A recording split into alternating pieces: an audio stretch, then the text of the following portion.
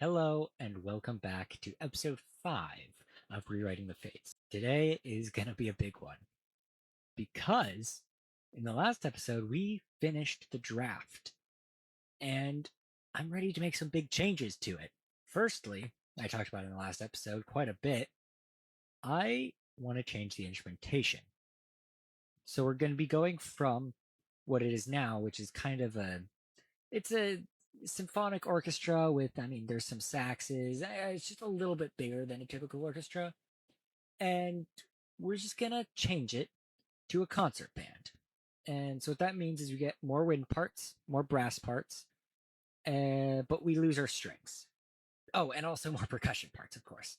And I think this will just give us the power I want and the the ability to do more percussive things with the music. So we're going to do that. The other thing I want to talk about before we start that is this title was made back when I just kind of was thinking about the three soloists we have in this section here. And I just thought three voices and it feels kind of eerie, so I slapped the title The Fates on. As I've been writing this now, I've come to realize that that title doesn't quite make sense anymore. We're now not really thinking much about the fates or mythology or anything, but rather just fate, the idea of fate. And because of that, I think I'm going to remove the word the from the title and just call this piece Fate. I just think that's a much more fitting title for what I've written. So I'm going to get the score ready to transfer everything over, and I'll talk to you when I get back. And here we are. You'll notice somehow it got a little bit bigger. uh, yeah, there's a lot of parts here.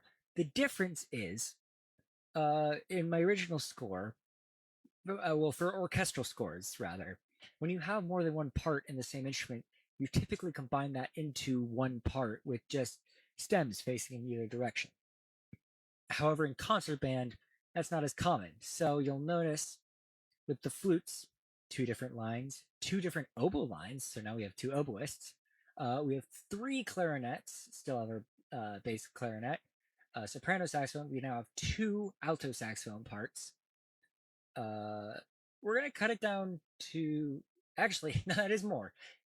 We have three trumpets, an extra trumpet part there, four horns, same as before. I don't actually remember, but two trombones. I don't remember what we had before, but now we have two. A euphonium, a tuba, and the exact details of this might change. I know I want my timpani part. That's going to stay. I know I want marimba in a lot of it. And chimes is an idea for the end, but I generally want just other pitched percussion here. And then, of course, our two mixed unpitched percussions like snare drum, bass drum, cymbals, things like that. And I'm giving myself two parts just for flexibility's sake. And there were parts in the orchestral version that were tricky with just one part. So this is our score. The next step is going to be pretty painful because I have to transfer everything we have over to it. And I have to find ways to fit the string parts that were important. Some of them aren't, a lot of them aren't. But there are some parts that were important that I need to transfer over into other parts that are new. So I'm probably going to use lots of these wind parts that are new, such as the second altos, oboes, flutes, clarinets, things like that. That if there's backgrounds in the strings that are important, I'll shift them over to those instruments. And I think that'll sound just fine. We're back in the original score. There's two parts that are going to be a little bit trickier because they feature strings. The first one, of course, is the cello solo. Now, I think this can go in a number of different instruments. My initial thought was tenor saxophone because it's going to sound a bit different from both the clarinet and the bassoon, but it's still in the tenor range like the cello. So that's a good option. Another option is bass clarinet. It can play in a similar range. My only issue with that is it's another clarinet, and I don't love that idea. It could even go an alto saxophone, but I think I'm just gonna move this into the tenor sax, and I think it'll sound just fine. The other section is over in this major section of the piece, and it's when the strings get the melody. And this is one of those moments where I'm going to really utilize the new wind parts, because what I can do is move what the winds have into, say, this flute part into the second flute and give the first flute the melody. Uh, and I think I'll be able to get away with that without much of an issue. And me looking at this score just reminded me I forgot to add one more instrument into our new set. And that is, of course, the bass, because believe it or not, concert bands have one string instrument, and that's the bass. So that's probably mostly going to stay the same. It's just going to double the tuba and make the ensemble feel a little more full.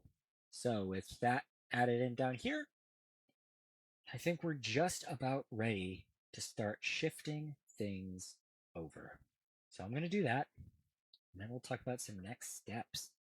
Okay, so I made some progress. I'm cutting in a little earlier than I thought I was going to, because I want to talk about some things. So what I've done, I've laid out our score, our new score, with all of the parts that we already had. So I just copy and pasted over. I had to manually put in all these time signatures, all the key changes, and all these tempo changes. And then I just copied every part over. If there was a line that had multiple parts on it, such as like a flute 1-2 line, I just put it in the flute one, and that's one of the things I have to do. So I have to decide what the flute 2 part is going to look like, and the clarinets 2 and 3, and the alto 2, and you get the idea. So I have to do all that. I have to split up the parts where there are divises, and I have to fill in the parts that we're losing, which, when you put it in perspective, it's only violins 1, 2, viola, and cello. Those are the only things we're losing. We just need to fill those in. And I've already started. So here you can see I've done what I said I was going to do, and I put that cello solo in the tenor sax. Now, I don't love how this digital instrument plays it, but I think it does work. And I think I'm going to play this section for you, just so you can hear what it sounds like without the strings, besides the bass, of course, which I'm going to change this part probably because it doesn't really work as well anymore. But I'm going to show you what it sounds like, just straight from the get-go, just so you can get a sense of how the tenor sax makes it feel. I think it feels a little too big now, so I might want to tone down some of these dynamics, but that's to come. So here it is.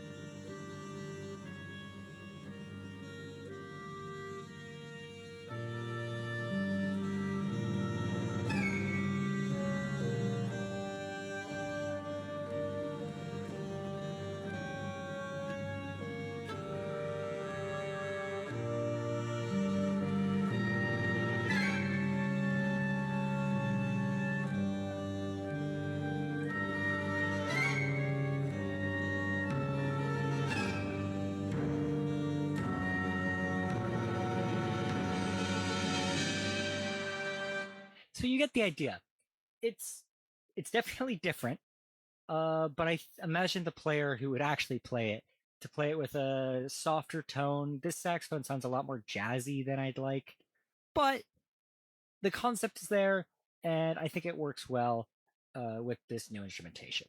The other place that I've already changed some instrumentation is what I said I was going to do over here. I took the left hand of the piano, where it was having those quarter note pulses, and I put it into the marimba, brought it up an octave, and adjusted dynamics, made sure it sounded good. I'll just play a little bit of that here so that you can hear what it sounds like. It's subtle, but I like it. I actually like it quite a bit better than the piano was, even. So here's this.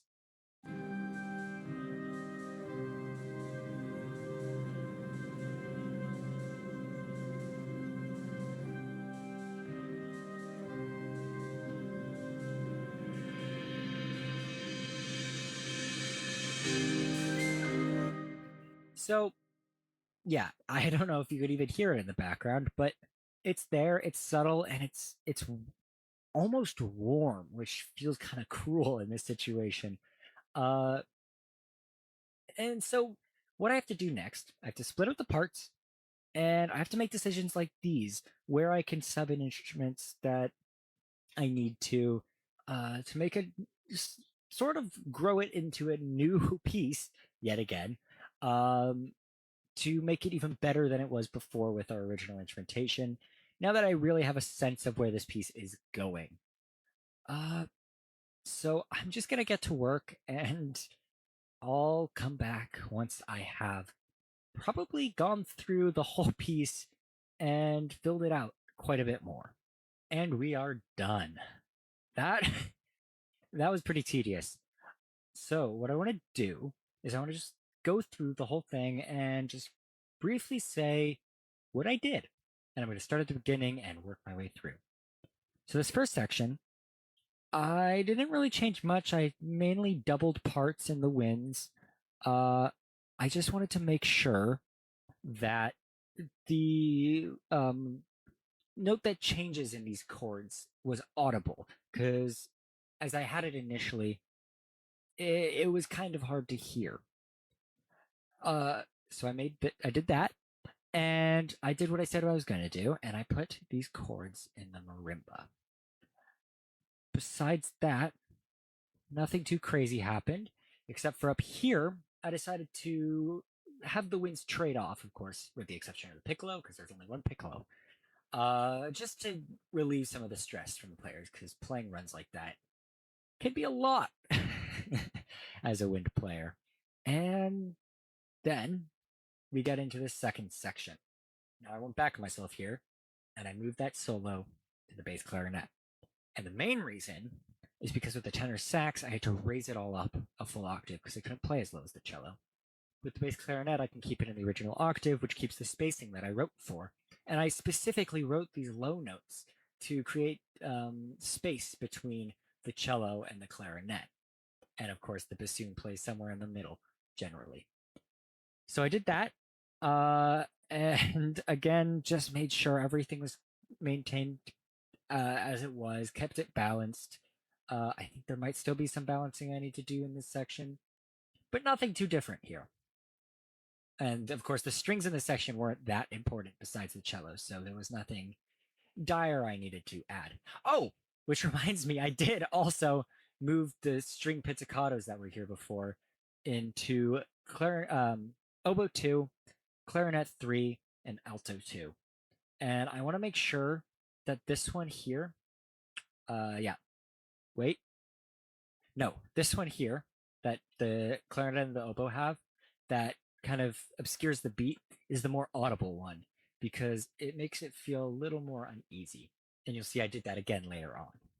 Now, moving on to the trumpet thing, nothing changed, except we now have an extra trumpet. So what I did is I just made the trumpet 1 part and I doubled it, and the trumpet 3 down the octave.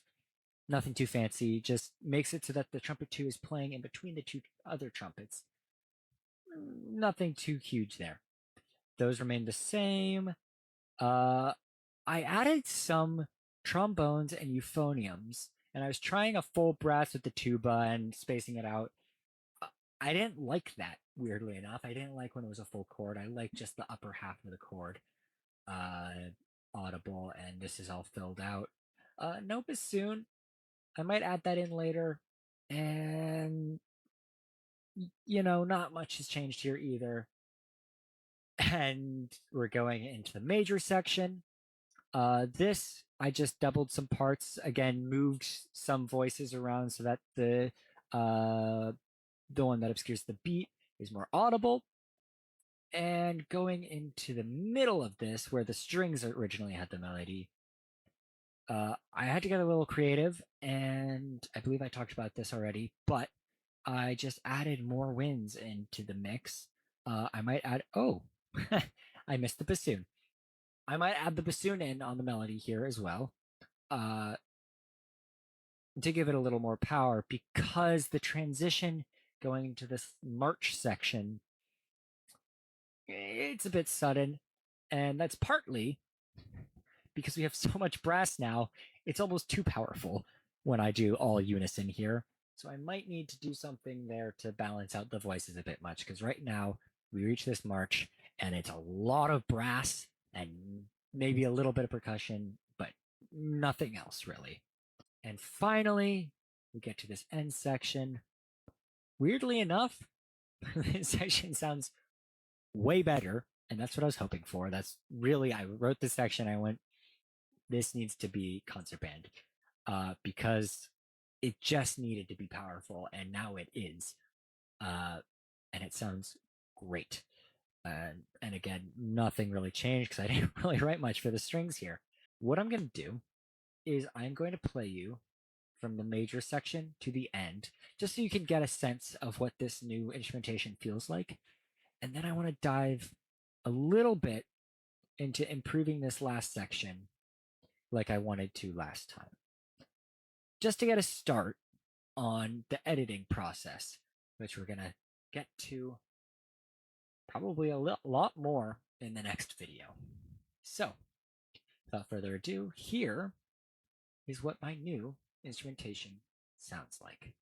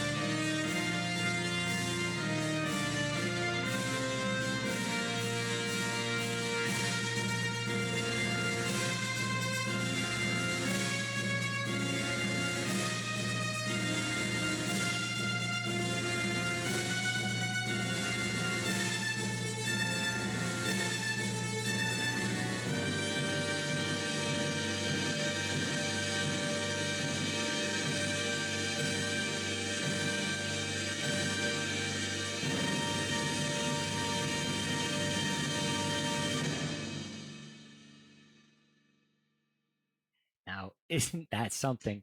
It it's definitely powerful, and you can really hear what I'm talking about there in this March section. That brass is large. So I'm just gonna begin, and I'm probably gonna start working from the end and going backwards.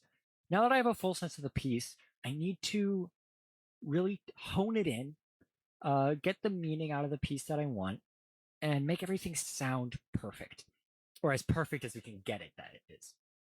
And I'm going to start here in the section we wrote last time, because though I think it sounds really good right now, I think it needs even more.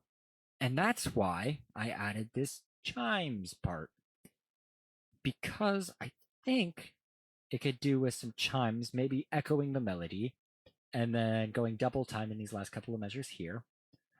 And this marimba could do something. I just think there's more here we can do, and maybe once I do that, I'll be able to think of what other winds could do. Maybe there could be runs with the marimbas in the winds too, and yet still maintaining this outline of the chord hit thing that I have going on. So I'm just gonna get to work on that, get it really good, and we're gonna call this one a wrap for today.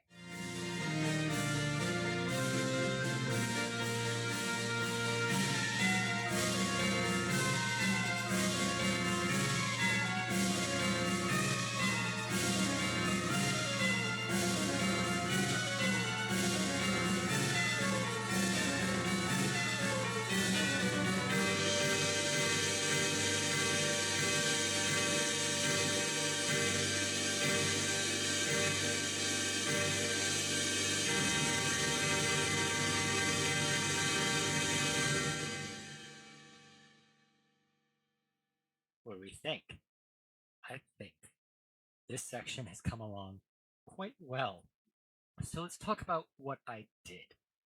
You'll notice that most of it is the same. We still have the beat, uh, long note beat, and we still have this fanfare thing going on, and of course the glisses, and pretty much the same percussion. However, I did add the beat 3 in the craft symbol like I have here, and I added two new parts in the percussion besides that, some pitched percussion. The first one is what I was talking about with the chimes.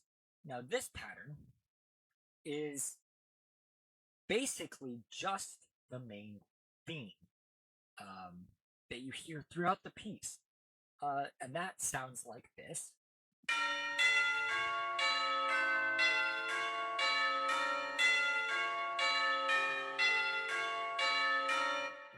And it shifts with each measure as it raises in the scale.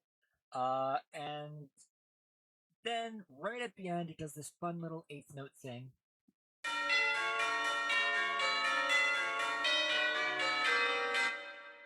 And just to speed up the pulse even more and differentiate what it sounds like. Now, the second line here is the marimba.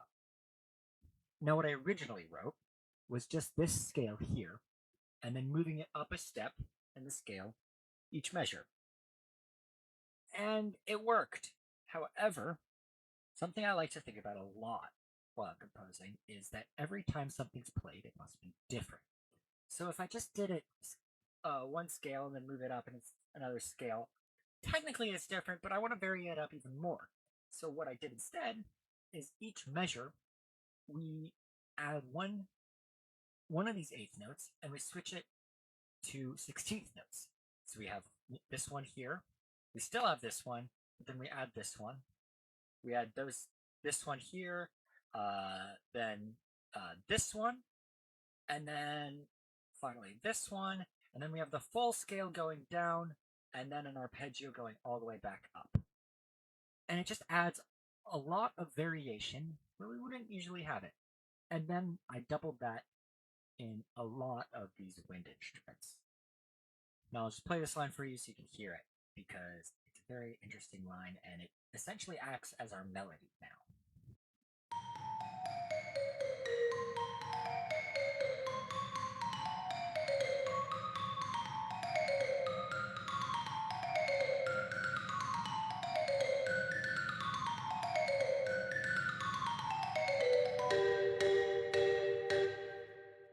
So you can see what I'm talking about. It just adds something new and interesting, and it diverts your attention every second you think something is settling into a pulse. And it just sounds so much better now overall. There's fanfare things sort of went to the background. So it's not just one note and then the next note. There's a lot more melodic stuff going on. Everything feels a lot more cohesive now. And I'm thinking about places I can add some of these instruments, the marimba and the chimes, to kind of hint at what's coming in this moment. And I think some chimes might fit in well at the beginning. But we'll get to that maybe next time. I need to figure out where I want to work on improving next. I think there's really 5 big sections of this piece. Uh, if we go to the beginning, the intro section is the first section, of course. Then we get to the eye of the storm, of course. That's our second section. And then we get to this call for help. That's our third section. The fourth section is, of course, this major section. It's kind of a longer section because it has the initial solo and the march, but it's all the same material. And then, of course, this final fight here. And today, we did so much. We transformed this into a concert band piece from our expanded orchestral instrumentation that we had before, and we improved this final section as I wanted to when I first wrote it. And next time, I'm hoping to maybe take a look at the major section and maybe a little bit of work on this opening, just to make it a little cohesive from the beginning to the end. So I'll see you next time when I get to work on all of that. Bye bye.